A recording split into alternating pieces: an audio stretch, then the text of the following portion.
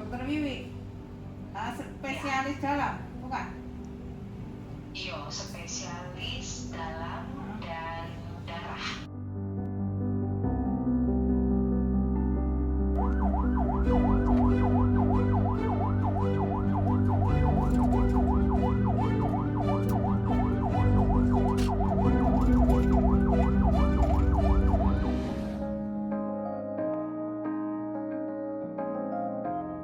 Ya, sebetulnya kami berangkat dari ingin meningkatkan partisipasi publik ya di bidang penanganan kegawat daruratan pra rumah sakit, di mana tujuan kami adalah ingin masyarakat itu mengenali tanda-tanda kegawat daruratan, kemudian tahu kemana harus menelpon layanan ambulans emergensi, kemudian mampu untuk memberikan pertolongan pertama sambil menunggu tim ambulans sampai di lokasi.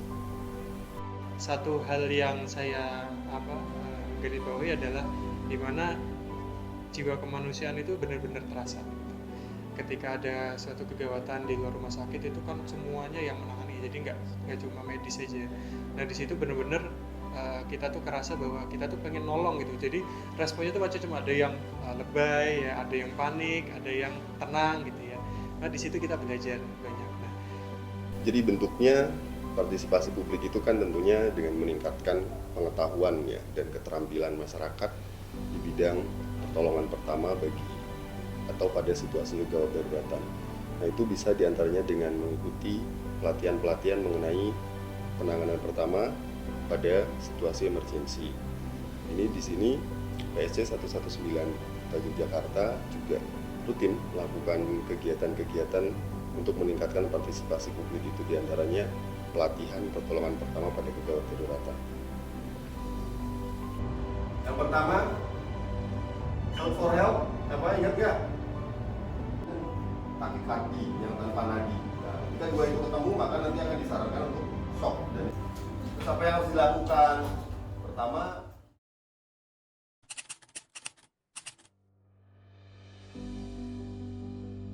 Ya, sebetulnya semangat volunteerism itu kami tidak membatasi ya. Jadi sebetulnya niat kami itu ingin meningkatkan keterampilan masyarakat umum di dalam mengenali tanda-tanda kegawat daruratan. Kemudian seperti tadi yang saya sampaikan, bagaimana menelpon layanan emergensi dan melakukan pertolongan pertama sambil menunggu tim emergensi tiba di lokasi. Kemudian untuk kegiatan-kegiatan pelatihan itu sebetulnya kami selalu menginformasikan melalui media sosial kami, jadi melalui Instagram. Jadi nanti bisa follow Instagram PSC 119YES.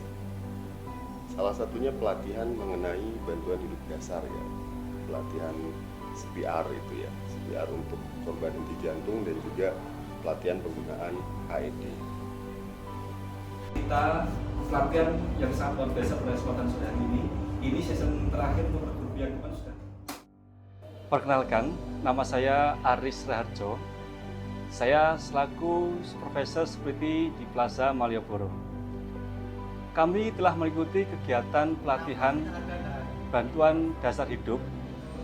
Pelatihan ini sangat bermanfaat bagi kami yang berada di area Plaza Malioboro ini dalam memberikan pelayanan terkait dengan antisipasi apabila terjadi keadaan darurat berkaitan dengan henti jantung atau pelayanan terhadap pertolongan pertama pada kejadian kecelakaan. Ya, nama saya Ahmad Jawhari Siregar, umur saya 47 tahun, pekerjaan sehari-hari delivery aqua galon. Saya tergabung di volunteer PSC 119 Kota Yogyakarta. Memang agak unik bagi saya pribadi adalah saya ingin minimal menjadi masyarakat yang mempunyai dasar dalam P3K atau kegawat daruratan. Jadi kalau istilahnya kalau zaman dulu adalah satu kasur, satu rumah, satu sumur. Jadi memang dalam tertariknya saya di situ adalah bahasa Jawanya adalah tinggi ngelemei saya bila mana sesuatu hal emergensi di jalan. itu adalah ketika teori itu bertemu dengan realita, dan itu benar-benar yang teori itu ketika dipraktekkan di realita itu ternyata benar-benar bisa menolong nyawa gitu.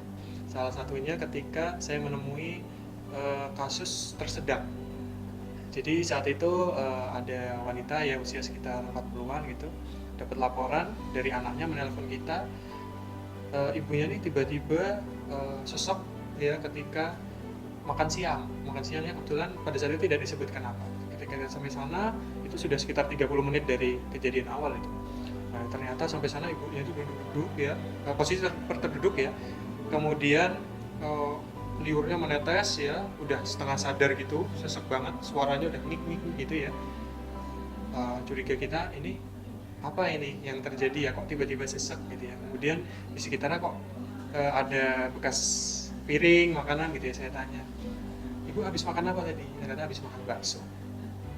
Terus ketika makan bakso itu ibu bisa keluar nggak baksonya gitu, atau ada apa sisa-sisa dari baksonya gitu? Ternyata belum. Maka dari itu kita langsung mencoba sesuai dari teorinya gitu, kita coba pakai pukulan dari belakang dulu, tidak keluar ya, dan kita mulai lebih agresif lagi.